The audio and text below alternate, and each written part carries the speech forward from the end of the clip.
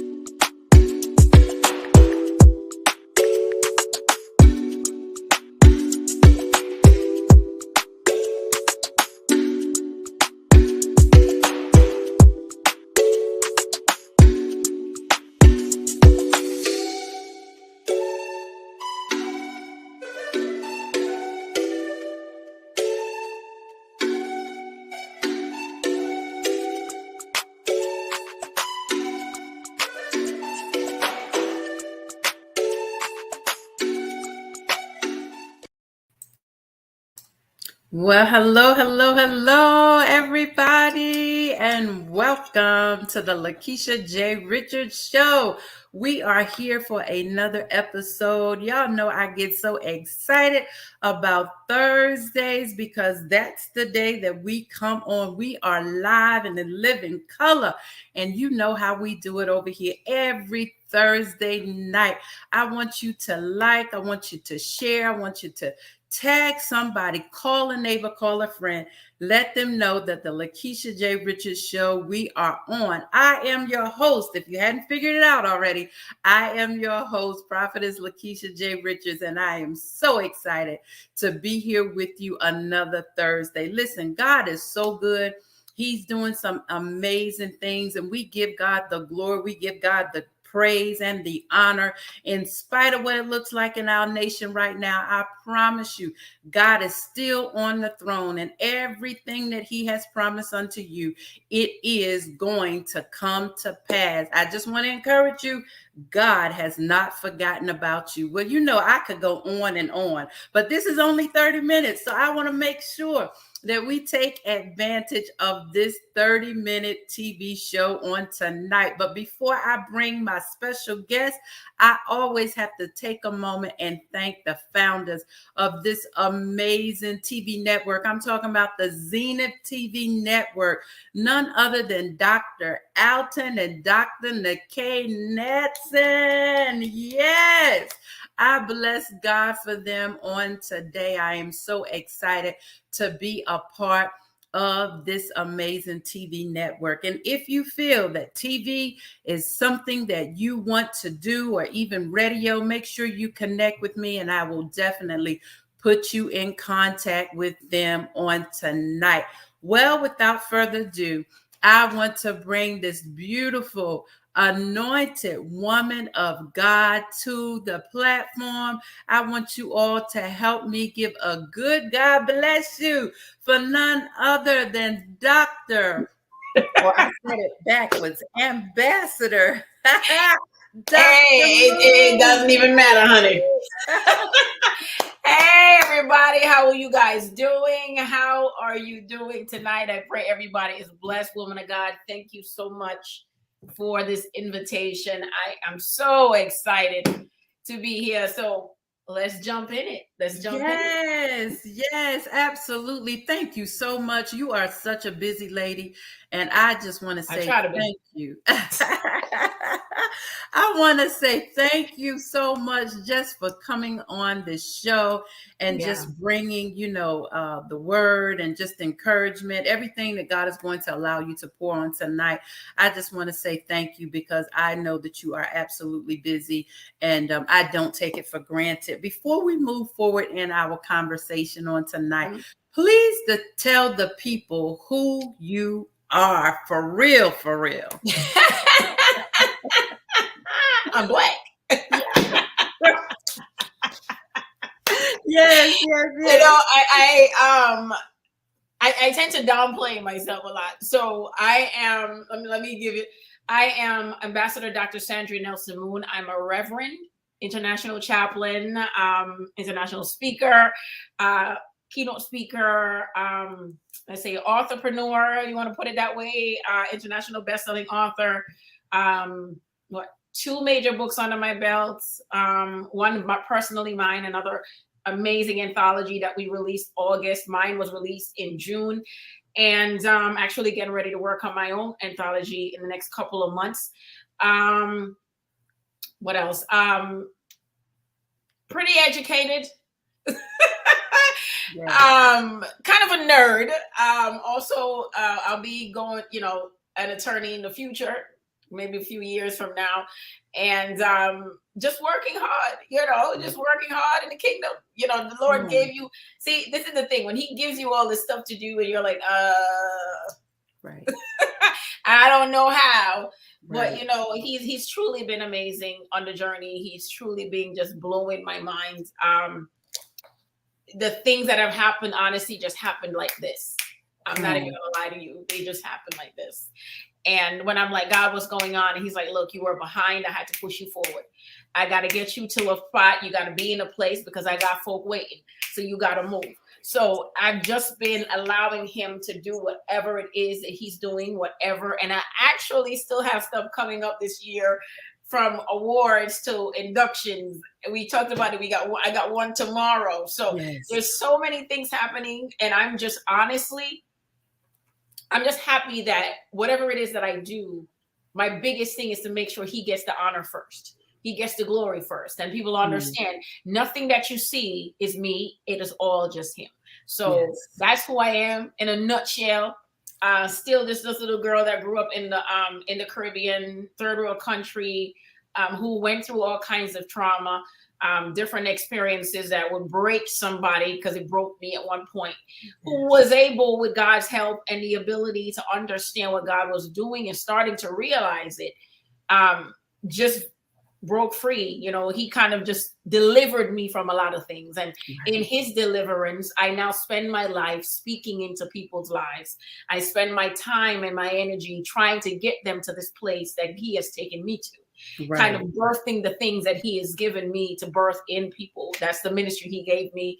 And I enjoy it. I enjoy getting them from that spot where they feel like, well, it's over. They're not going to go nowhere else. It's not going to, we're not going to come out to having them see what God is trying to do with them, kind of, so that's what I do. That's who I am in a nutshell. Oh my goodness. I'm telling you, a woman of many, many, many hats, but you wear them well. Talk to us about balance, because as you just told us, you're wearing so many different hats, and God has graced you, but how have you been able to balance it all? To be honest with you, I think time management is everything for me. It's time management. I've been blessed with a husband and children who understand what I do.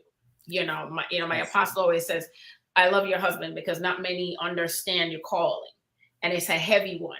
It means I get up for the year already. I've been out of town a bunch of times. I still have 2 more trips to go. And as my husband would say, well, what else you got for the rest of the year? And I said, I only have 1 left. And then another one popped in. So you never know what's going to happen. But whenever the Lord just says move, I kind of move. And, some would say, well, you're doing a lot, but I have to manage my time.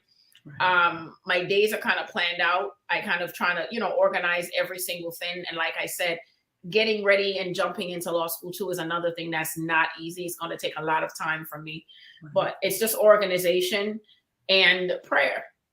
I start my day, end my day that way. I kind of have Him kind of bring things to me sometimes, and organization, man, it's everything in this business. And just being open to, but we know how God is. There are moments that He'll just pop something like, okay, I need you to do this today. Right. I need you to do that this morning. Obedience is a big one. Yes. In ministry, obedience is a big one. Come on. And understanding what your call is, what He's asking you to do, what the ministry is that He gave you, and really taking that seriously and living with it day in, day out, every choice I make. A woman of God said to me once, she said, everything I do, I ask Him for instruction. And some people would say that's crazy, but it's not. It's not. Because in everything that He says, when He says shift, it's always Kairos time. It's always the right time. So, I kind of go, it's me and Him, basically. Yeah.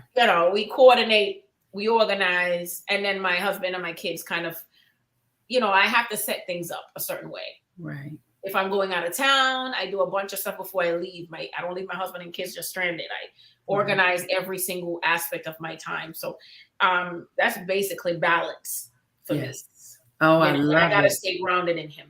I gotta stay grounded in the word, gotta stay grounded in prayer. Prayer is like food now. It's just that thing that consistently continues.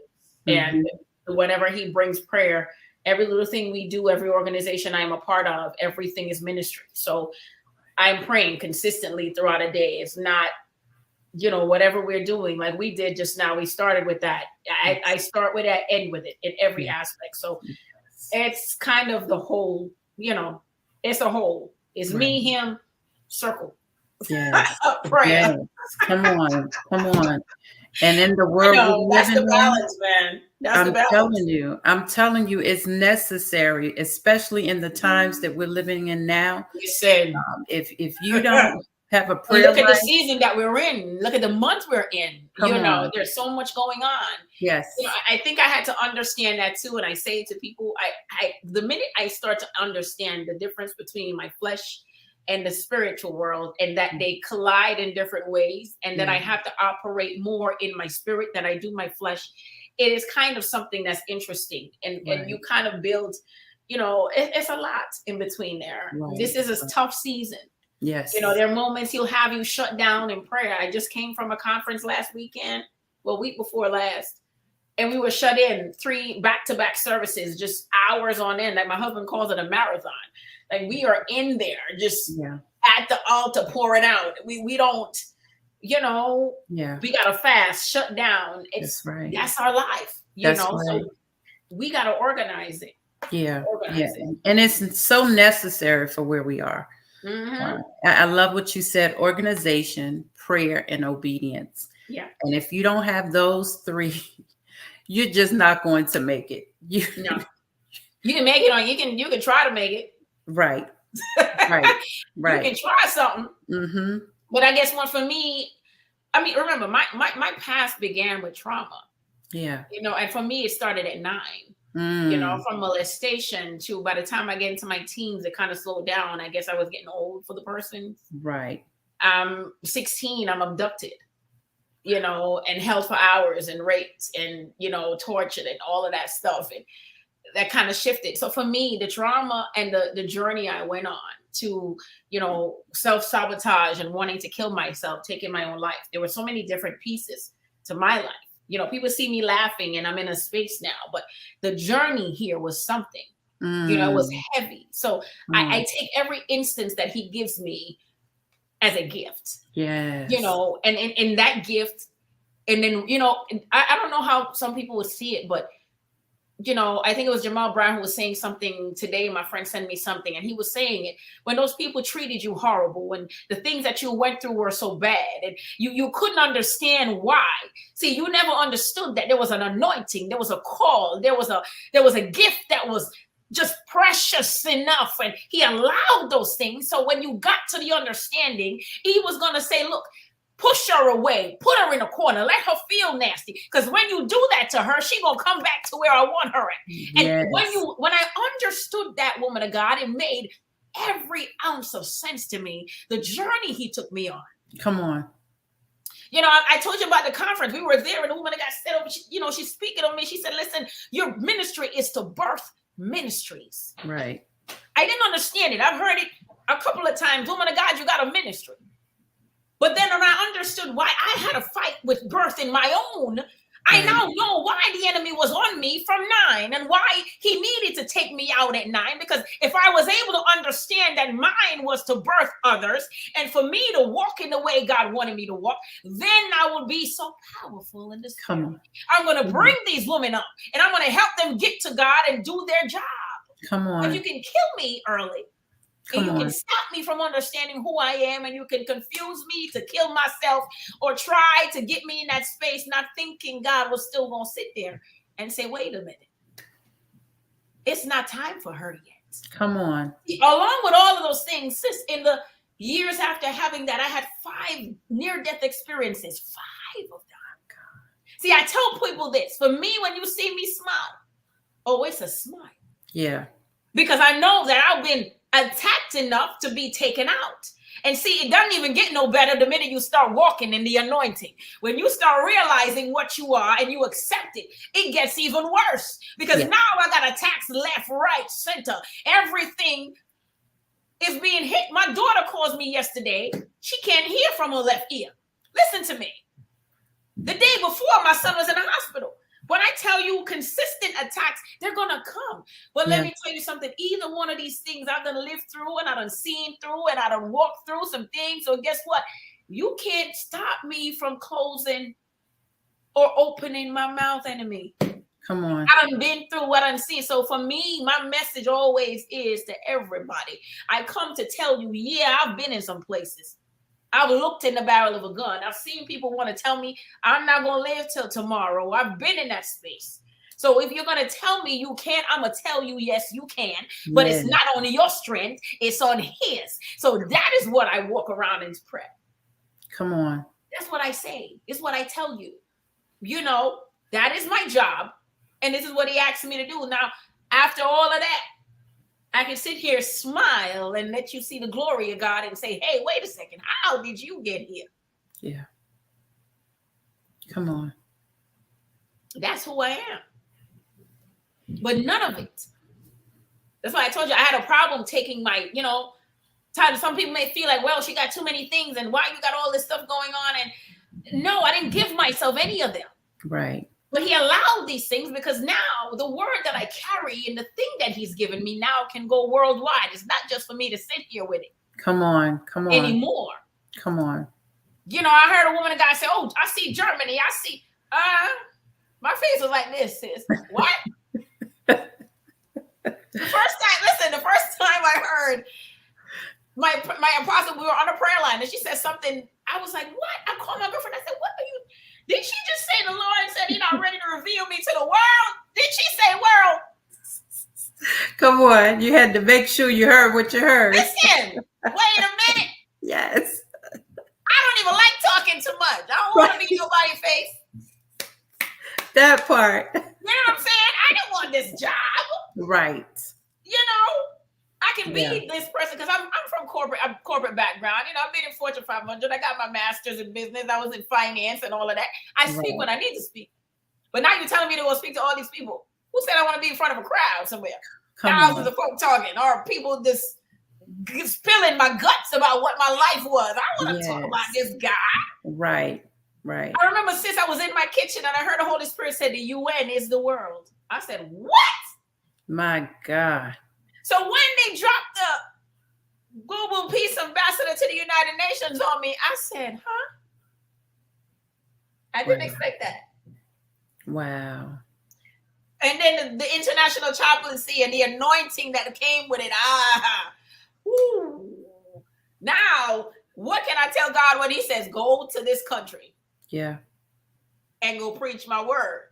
Go say what you need to say. Go do what you need to do. But I understand the assignment now. Yes. It makes sense to me now. Right. So, my message to everybody, regardless of what it is that you endeavor and what it is that you carry, what it is that you're feeling, there's a reason he's had you in that space. Yeah. I tell folks in that valley is where he's restoring, and in that valley is where he's building. In the valley where he has you, that place that you don't like, you feel so bombarded by, you feel so lost and confused. Listen to me, is the place that things are just being built onto you that you would never think. Yes. My apostle said something. She said, girl, I remember the first time you came onto this prayer line. She said, the growth I see in you is just crazy. I cannot even tell you. Since I came on, I was in a place where I felt like I couldn't pray. My God. Prayer didn't make no sense. And mind you, I'm a kid that grew up in the church now.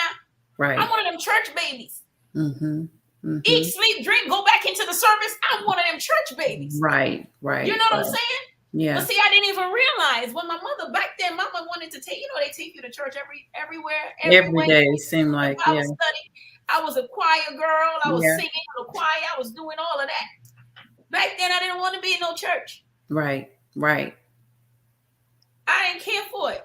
Yeah. But what I didn't realize was my mother was asked to give me a tool. Come See, on. back then I didn't get it. The Mhm. tool was to realize when nobody else is there with me, I got one person that I can. Come on. Come on. You know what I'm saying? You know, I've sat back a lot, and I tell people I sit back. I remember just sitting in a space and going, my God. I don't know. I don't think a lot of us do that. And I think Right. sometimes we need to Yeah. kind of see where you are. Right. And I Right. always tell people, regardless of what you've gone through, most of the time when humans go through things, we tend to feel like this moment is the end moment for us. Right. You know, this thing that we're living through and going through now, even if we got sick, we got cancer, we're in this thing, we never feel we're going to come over it. Right. But then when we look back, there's a lot of things that happened that we never thought we were going to come over. Come But on. somehow we came over, right? We came So over it. who is taking you over this thing? Come on. For Listen. me, in the moment when the rapist looked at me and said, listen, after you threatening me and everything else, keeping me for hours, telling me to wash all my evidence off, I'm in there crying, just wanting to die. And I'm sitting there and the man looks at me and says, I need you to be my girlfriend. Now, Wow. what did you say? Right. But in the moment, since when he said it, a light bulb went off in my head. Mm. And then the Lord said, this is your opportunity to get out of here. Come on. Come on. Ask him to let you go. And I convinced that man. I was 16. I convinced this man more than I could convince anybody. I tried the hardest. I said whatever I needed to say. Right. And when he let me go, and I remember going home, and my grandmother looks at me and she says, wherever you're coming from, go back there. You were late. You're way past your curfew. Listen, this is just tradition, culture. Yeah. You know, people don't talk about these things in our Right. culture. We don't want to have the conversation. Right. But for me, I was like, God, why did you allow me Come to on. go through this? Mm. Nobody's hugging me, sis. Right. No one hugged me. I didn't get no love in that moment. I was on the floor crying. My Stretched God. out my hands just on the floor in tears. My father walks in ready to beat my behind because I'm way past curfew. And he sees me on the floor and says, come, we're going to the police station. When I go there, I had to relive that thing again. Yeah. He didn't hug me. Mm. He didn't know how to. He My just looked at me. goodness. So can you imagine when you live through these things and you're like, God, what is going on? You keep letting these things hit me. I Right. keep going through things. My God. I was Oh, in my Georgia when he goodness. said, go back to New York City. And when I got here, I was so mad at God. I said, why did you bring me here? Right. Since I gave up a Fortune 500 job. I got sick with sepsis, almost died. Mm. And I was in my house and I heard the Holy Spirit say, leave and go back to New York. I said, what? I didn't want to be there no more. Some feeling just came over me. I just wanted to get out of there. My mom was there trying to help me, just me and my two kids. And I came back. I said, God, okay. I went to every job interview, sis. Nobody would take me. Mind you, I left my good job in my nice house now. I said, God, what are you doing? Why am I in here? Right. See, not understanding. This is what I'm saying to people tonight. You know, we don't have a lot of time, but what I'm saying is this. Whatever it is that you endeavor, whatever it is you think is the end, it is not the end. It's simply the beginning. Because he's doing something with that same thing that you think is hurting you. It is actually building you. Yes. So my word for you is whatever it look like, ain't got nothing on what it's gonna look like. Come on. And that's all I'm gonna say. Jesus. And that's all I came to tell somebody. Whatever you think it looked like. See, I had the bad marriage and a horrible situation. Today, I am what I am. These titles, these names, I'm in front of dignitaries. I did not see these things coming, sis, when I was on that floor getting raped and tortured. I didn't see these things when I was getting torn up and talked about and treated like trash. And when my ex-husband drops my ring on the thing and treated me like dirt with situation upon situation. Let me tell you something. Today, my Lord, I am at peace. Yes. I am a happy woman that is married with her children and safe and giving God glory. So let me tell you something. Whatever you living through ain't got nothing on what he's about to do in your life. Listen. Oh, my goodness. Oh, my goodness. And what I came to say to anybody listening to me, it looks like hell, but it's only the beginning of heaven. Listen, come on. He is about to open the doors. He's about to shift. I see people come into my life. I don't know where they come from. Yes. I done got 3 or 4 award nominations in the last couple of weeks. Let me tell you something. I did not expect any of these things. Come on.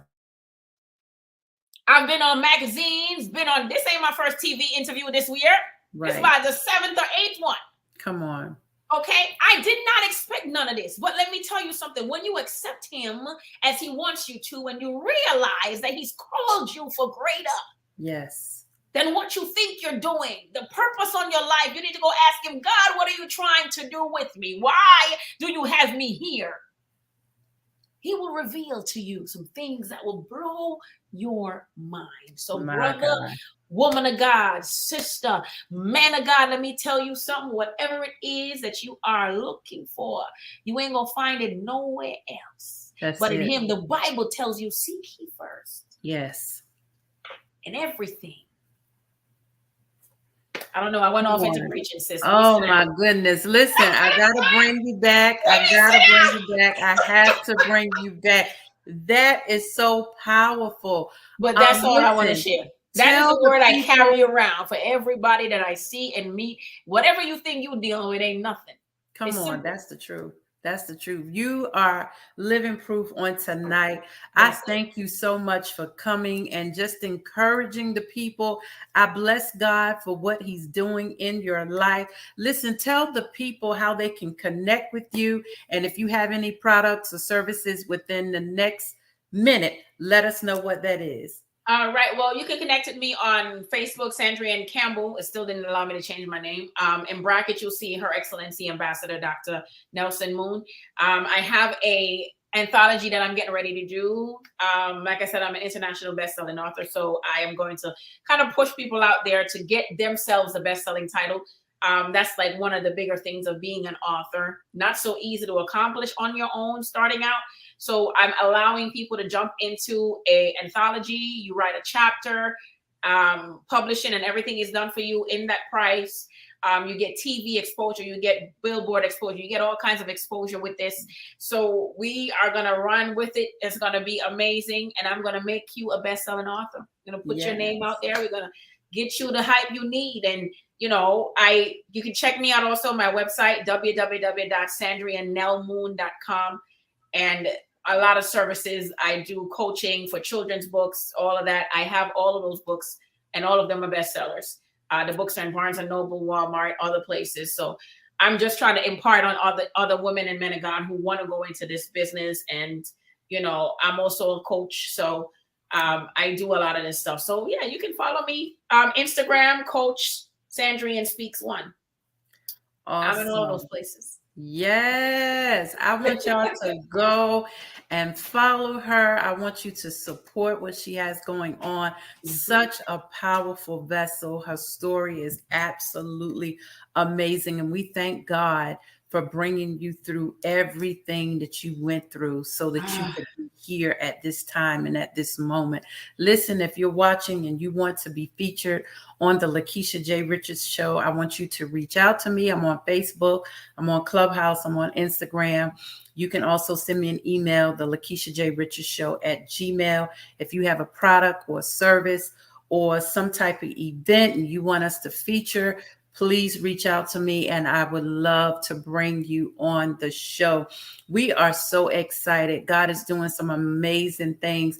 I love each and every one of you, and I want you to be encouraged and just know that all things, no matter what it looks like, all things are working together for your good. Sis, thank you again for coming to the show. And we are thank you so much for having me.